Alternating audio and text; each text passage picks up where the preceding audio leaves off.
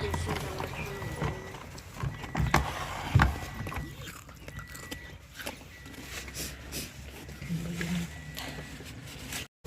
telling us to eat fast and they're eating slow.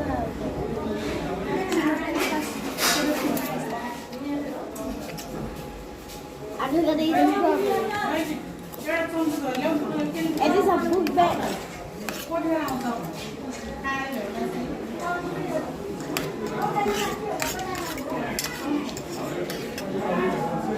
Now. Now. Sige. Will not give you anything.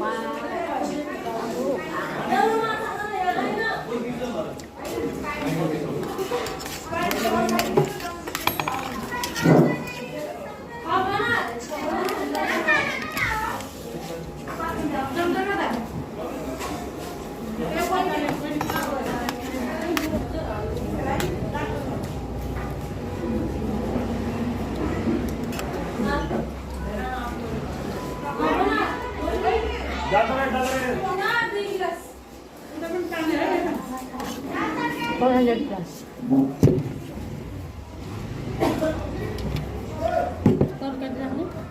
Arigato. Alright. Sad. Bye. Thank you. Arigato butter.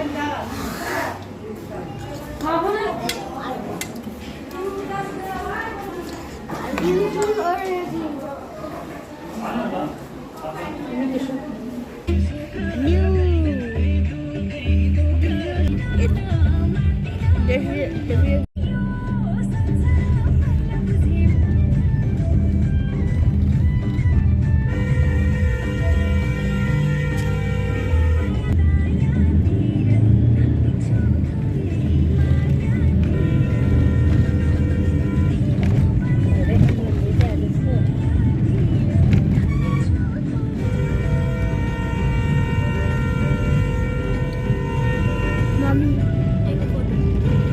look down.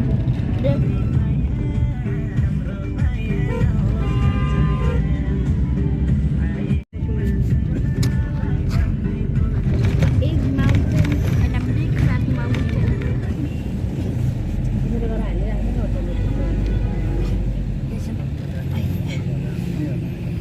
Ito po sa Jackpot na yan.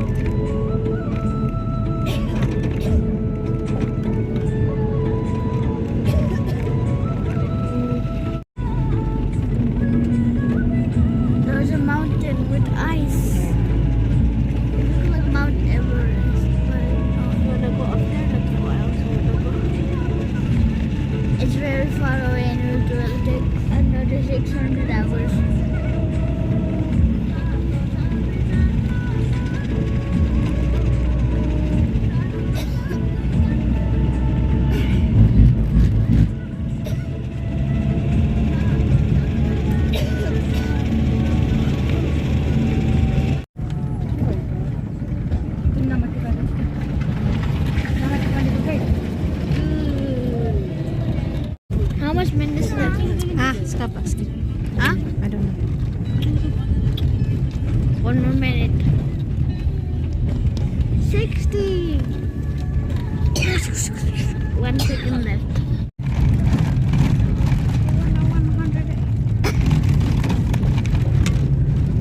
Give me.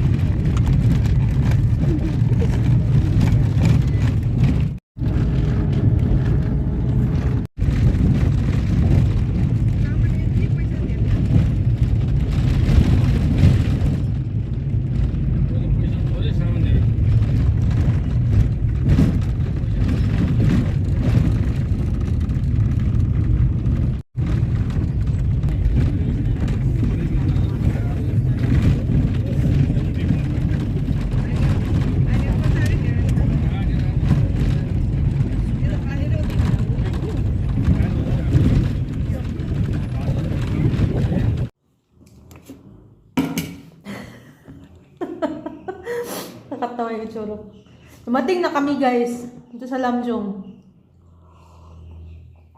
Nagkamali ako ng kuha, ng turo, ng bag. Pare-pareho. Yung ulo ko ay hindi gumagana guys. Hindi siya gumagana minsan talaga. So, pag ano ka talaga, pag exhausted ka, stress ka, hindi nagagana talaga ang utak mo kahit.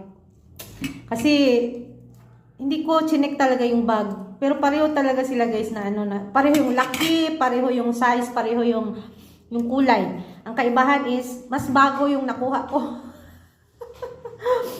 Hindi ko chinek. Kasi magkatabi sila nung isa kong bag. Dalawa yung bag na dala ko eh. Yung mag-assume ka guys, tapos hindi nag-work ang iyong brain. Yun ang resulta.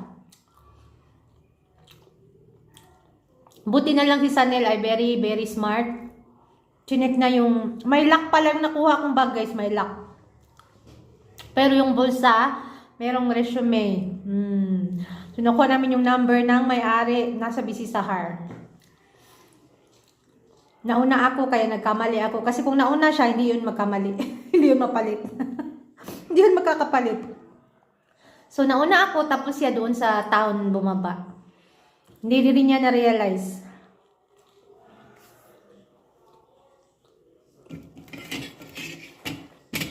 So, tinawagan namin siya. Pinasend, Buwa, ano? Anda? Bo, Pauruti? maganda. Ano na pauruti? Ano Anda? na? Ano yan? Terkari, soybean pa kami, ha? Soybean alo? Yan, aligat sa... Kiko. Sarkari. Yung aligat sa... Wala niya. Yatti sa... Yung gano'n pagkakang yatti. Ani dai? Daan na pahon ba yung pagkakang halan niya.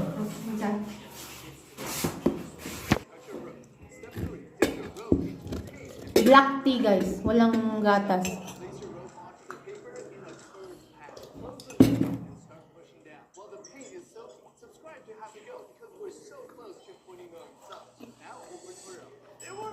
Nakuha ko na yung bag ko.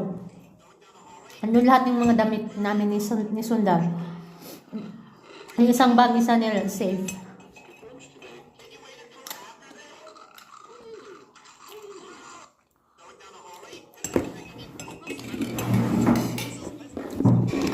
Malinis naman ang bahay guys. Maalikabok lang yung kwarto namin. Saka yung basahan dito, 2 years na hindi nilabahan. Yung basahan sa ano ba, sa sahig. Pero bukas i-video ko ang improvement. Naganda na siya tirahan dito guys. Ang sarap ng aking ubi halaya. Kahapon, niluto ko.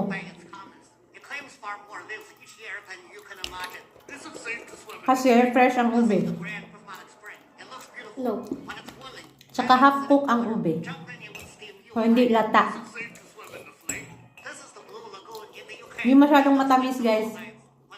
Fresh milk at condensed ang ginamit ko. Hindi na ako nag-add ng sugar. Walang asukal. Mabuti na lang si Sanel ay smart. Nakalkal siya dun sa bulsa ng bag at yun, nakita niya ang resume na may phone number ng may-ari. Diba? Hindi ko naisip yun. Kasi nga yung utak ko, hindi na nagana. Masaya ang feeling guys makauwi. Haba ng biyahe, 7 hours guys, from 9 a.m. to 4 p.m. na kami nakarating. At sa ulo. Pero worth it. Linis lang ng konti. At least, masaya ang mga matatanda. Si Ama ay naka-oxygen pa rin. Si Buhay may sakit din. Yung paghinga niya ay may haga, ano yung tawag yun? May tunog ba?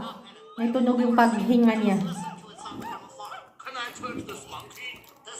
So, dalawa may sakit. Kaya minsan iniisip ko, kailan kayo mag-asawa si Subash? Minisage ko na naman si Santos. Sabi ko, kailan siya mag-asawa? 30 plus na yan siya. Malapit na yan siya mag-35.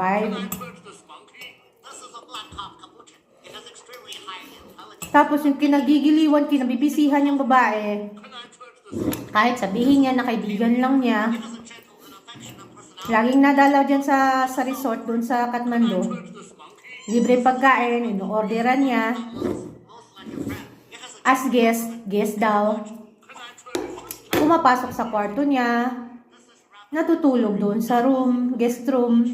Alam ko yan, kahit hindi nila sabi, alam yan ng mga staff, sinabi sa akin ng mga staff. Kahit nung si Susmita pa na staff, alam niya lahat. Tagal na yan sila, guys. Kahit sabihin niya sa akin na friend lang yan sila, ano ako? Ano tingin niya sa amin na nasa paligid niya? Bobo? Sabi ko, don't, tawag dyan paano ko ba sinabi sa kanya? Don't lie to me. I know everything. Don't tell me she's only your friend. Sabi ko. Don't prank.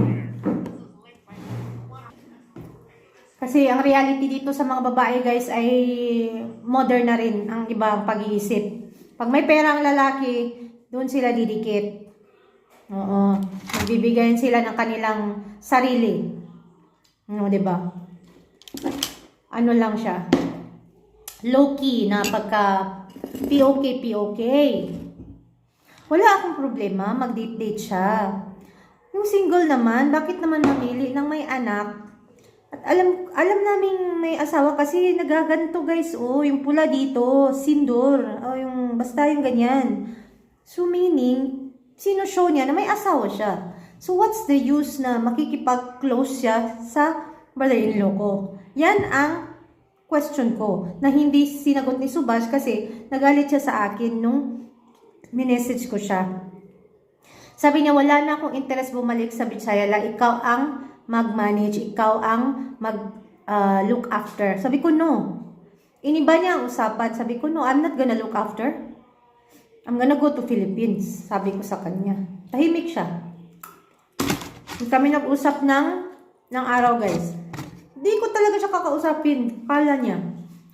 Pero tumutulong pa rin ako kasi si Didi at si Pabita, okay naman sila sa akin.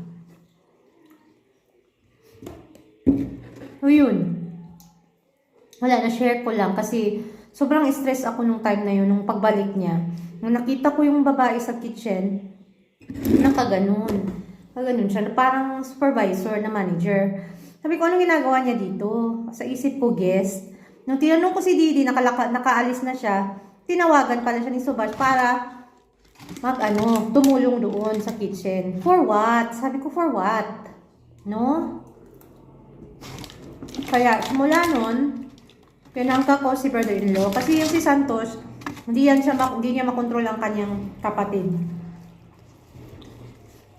So, sabi ko, from now on, she's not allowed in the kitchen. She's not allowed here. Because, pamilyado. Pero, hindi ko alam ang story niya. Kung anong storya niya, kung hiwalay ba siya, or separated ba siya, kung divorced ba siya. Hindi ko alam guys, pero ayaw ko sa kanya. Sorry. Wala akong problema, hindi ako choosy. Basta single. Sa dami-dami ng babae, bakit ganyan? Mas gugustuhin ko pang mag-asawa siya ng taga dito, taga village, na mabait, masipag. Na magtulungan kami guys ba? Bakit ganyan? Pag nalaman niya ng mga kapatid niyang babae, lagot siya. Stricta yan sila. Nagtatanong na sila kung may babaeng dinadala yan si Subas. Tinatanong ang mga staff. Tinatanong ni Didi si Asmita. Pero tahimik sila. Si Asmita tahimik siya. Pero alam ni Asmita, yung babae niyang dinadala dyan. Pasensya na. Alam ko na hindi ko dapat to sinishare sa inyo. Pero ewan ko kasi gusto ko siyang magbago guys ba? Kasi mali ba? Pero hindi siya yung taong tatanggap ng mali. Alam niyo yun? Tapos nagsisinungaling pa siya. High pride. Ganyan sila dito, high pride sila sobra. Sama lugar. Major? Sama. Munsa. 2 गिलास मैं भाई पानी वाले पूछा Munsa.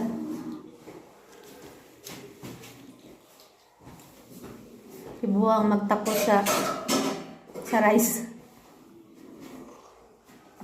So, ayun lang guys. Alam ko hindi ko dapat to sinishare sa inyo, pero hindi ko alam kasi na may nagtanong kung nasaan siya. So, na-share ko na kung nasaan siya, kung anong nangyari. So, part na din to ng pangyayari. Ewan ko. Naging open na ako. Pasensya na. Siguro hindi na mauulit. Last na to guys na mag-share ako ng personal about kay brother-in-law kasi ayoko naman siyang siraan guys, pero sa akin lang ba na parang imbis na gumaan ang buhay ko, parang hindi ba, walang pag-asang gumaan. For 5 years na minanage niya ang resort na yan, walang nakitang revenue. Sa totoo lang. Tapal pa si Santos. Pero may loan yan siyang binabayaran guys sa ngayon. Ilan lang naman ang staff niya pinapasahod, no? Dapat kasya ng no? Pero, ewan ko. Nagastos pag may babae dito. Sa totoo lang. Ayun lang guys. Bukas, i-video ko mga improvements dito. Thank you all so much. Bye. See you next time.